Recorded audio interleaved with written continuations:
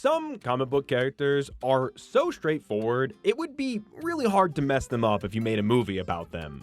Like Catwoman, for instance, aka Selina Kyle. She was a master thief, or cat burglar, if you will, who used her acrobatic skill to be a criminal, and she also dressed in feline-based attire. But one thing she has never really had is the powers of a cat. Now, with the release of the new Superman movie, I put up some forgotten or bad DC movies to cover on the channel, and I should have known better than to include the 2004 Halle Berry Catwoman, because of course it was going to win. So instead of us having a fun laugh at the Flash movie's bad CGI, or remembering a Superman movie that's kind of boring and sad, but hey, he stopped a bullet with his eye, and that's pretty cool. I mean, we could have seen the last movie in the Snyderverse DCU where Patrick Wilson eats a cockroach on a burger. But no, we have to talk about Catwoman, a movie I have been avoiding for 21 years. The movie opens on some Halle Berry narration about how the day she died is the day she started to live. As she continues her narration, we fly through a completely CGI city.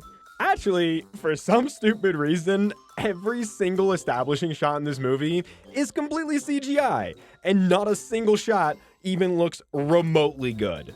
Halle Berry is playing Selina Kyle. Say, hold up, wait a minute, something ain't right. No, she's playing Patience Phillips. Who the fuck is Patience Phillips? Okay, well, Patience, which I will try to have with this movie, but I'm gonna call her PP. PP works making ads for this beauty cream, a cream that one guy says is the best thing to hit the beauty industry since soap. The big baddie, played by Sharon Stone, is Laurel Hadair. Laurel is stepping down as the face of the company, and when her husband is introducing who the new face is going to be, she tells him to be careful because she's not old enough to drink. Then, everyone laughs. PP later sees a cat up on a ledge and thinks it's stuck, so she climbs out to fetch it. While she's doing that, a cop named Tom Lone drives by and thinks she's trying to jump, and this is how he tries to talk her down. The cat's not up here anymore. Okay, and I'm sure that makes you very sad. Tom then runs up like 5 flights of stairs in 3 seconds to catch PP before she falls, while everyone claps down below. That is 2 scenes, one with everyone laughing and one with everyone clapping in a row. Later that day, Tom comes by to ask PP out for coffee, and later that night, she goes to drop off her ad to the husband, George. Catwoman then showcases its super fun editing, and I didn't edit this. This is actually how the movie cuts back and forth as this guy is talking. Turns out the beauty cream gives you really bad scars if you stop using it, which is the whole idea behind it. Make it where people can't stop using it, so therefore you become rich. But for some reason, PP wanders around this factory looking for George to give him her ad, and even though every door has been locked, she doesn't even remotely realize she's in the completely wrong area. So she ends up overhearing the evil plans, so the guards chase her down, and somehow she casts a shadow even though her back is against some barrels. Oh boy. Doesn't really matter because she gets blasted out of a giant pipe to her death. Then a CGI cat breathes, burps, whatever it does, it brings her back to life and gives her magical cat powers. Remember how I said it'd be really hard to mess up a character like Catwoman? Well, Pitoff somehow did. Oh, and fun fact, Pitoff even said he didn't want to draw inspiration from the comics. And honestly, it shows. So if that's what you were going for, good job. The cat that breathed on her winds up bringing her to a house where PP... I don't know what the fuck this is, but it's apparently because of catnip. Because she's a cat. So of course she likes catnip. That just makes sense, right? Of course it makes sense. It makes perfect fucking sense. She then tells her boss to fuck off while she flips back and forth between being confident and apologizing in a really weird way. I kind of feel like at this point, between the writing, the editing, and the acting, this movie is purposely trying to give you whiplash. PP shows up while Tom is talking to some kids at a school because the police station told her where he was. If you like the sport of basketball, this is your warning to skip ahead before the sport might be ruined for you forever. Because Tom and Patience partake in what I can only describe as sexy basketball, but they do it on a playground, at a school, in front of kids. I fucking hate this, because after that, she is scarfing cans of tuna with sound effects I won't expose your ears to. Then she styles and cuts her own hair, puts on a leather jacket, and steals a motorcycle. Steal all these beautiful things? What a perfect idea. If you thought that line was bad, she says this right after beating them all up. Yeah. I truly think I'm losing brain cells as I'm watching this movie. So, after PP steals a priceless necklace, Tom is brought in to investigate the case while she talks to the cat lady from earlier. She fills PP in on what we already know about cats and powers and blah blah blah. You get it, right? This Catwoman is a lady who died and was reborn with magical powers. I hate this. You hate this. We all hate this, okay? You know what? No, I gotta take a break. I can't with this movie right now. I need a second.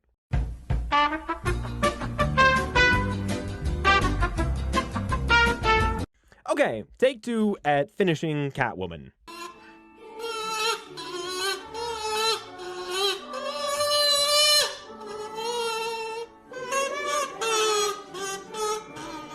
Nope, never mind. Fuck that. Alright, I won't give up this time. I promise. PP tracks one of the guards who got her killed to a club where she orders milk at the bar before she beats him up in an alley. Tom just so happens to see that the note on the paper bag she left and the note on the coffee PP gave him look the same. So he goes to a forensic guy and says that though it's not an exact science, they weren't written by the same person. Yeah, you can sure say it's not an exact science. I would say it's not a science at all. Then, later on their date, the Ferris wheel breaks, so Tom climbs down to stop it while PP saves the kid. I'm not really sure what was broken on the Ferris wheel because the gears are spinning like crazy, but nothing is really happening. This kid's railing breaks and everyone swings a little more, but other than that, everything kind of seems normal. Some more plot points are revealed as PP attacks George at a show, Tom and PP have a scuffle at the show, and Laurel foreshadows something sinister with the cream. Tom and Patience finally do the dirty deed, and he finds one of the nails from her costume, so Tom realizes it's PP he's after. So this leads to an even sillier moment than the handwriting one from before. Tom uses lip identification. I can't get this line out because it's so stupid. Tom uses lip identification software to determine that Patience is the person the police are looking for because he matches lipstick. It's so dumb. Oh, it's so dumb, it's brilliant. No! It's just dumb! Laurel kills George and frames PP, revealing that she was in fact the villain this entire time. Oh, I know I said at the beginning that Laurel was the villain. Well, that's true, but the movie tries to make it seem like it's George this entire time, and it doesn't do a very good job, so I don't care. PP is arrested, hisses at a guard, and ultimately breaks out to have the final fight with Laurel. Oh, and she breaks out by squeezing through the bars of her cell. You know, just like a cat would, because she has fucking cat powers. Tom shows he's a really bad cop when he basically tells Laurel he knows it was her that killed her husband and he's surprised when she shoots him. And in order to make the final fight more interesting, Laurel is now really tough, like Stone. Sharon Stone. And as far as early 2000 comic book movie fights go, I'd say this is one of the worst. The camera movements are very disjointing, the punches and kicks feel super slow and overly rehearsed, and the one-liners make me barf. Game over. Guess what? It's overtime. You know, I might be able to forgive it all because Catwoman 2004 gives us the funniest death I think I've ever seen. I mean, look at the way she pinwheels out of the fucking window. That's actually incredible. Then the movie thankfully ends. And all I can say is wow. Wow on so many levels. I'm baffled that this is a real movie that came out in theaters and no one involved thought it was a flaming piece of dog shit. If you can believe it, this movie has a $100 million budget. And my main question is, where the fuck did that money go? If the money was spent on all the CGI, then I would have asked for a refund, because even Daredevil 2003 looks better than this.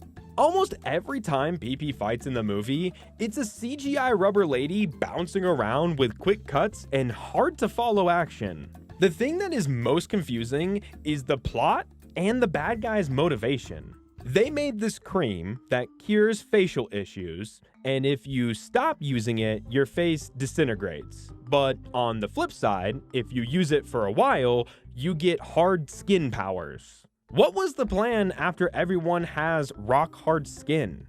And if you have the ability to make this cream, why not just get rid of the side effects and sell it as a beauty miracle? Did they not think that the market for skin curing cream was large enough or something? I guess the plot making sense doesn't matter when nothing in this movie makes sense. Like the scene where Tom and PP meet, we see that she lives on the top floor, but when she leaves, she only goes down one flight of stairs. And later, when she comes home from dying, she goes in on the second story window straight into her apartment. Pitoff, did you forget something as simple as which floor she lived on? You can be honest with us, we won't judge you. Or how before she has cat powers, she's a nobody who dresses like a loser, but she just cuts her hair and makes an outfit after she gets the powers? Did the cat breath give her fashion making powers too? Because she actively chose to give herself a Karen haircut, and that's just unforgivable. Speaking of unforgivable, the dialogue in this is pretty painful to listen to. You hear that? It's called silence. That's all I ever wanted.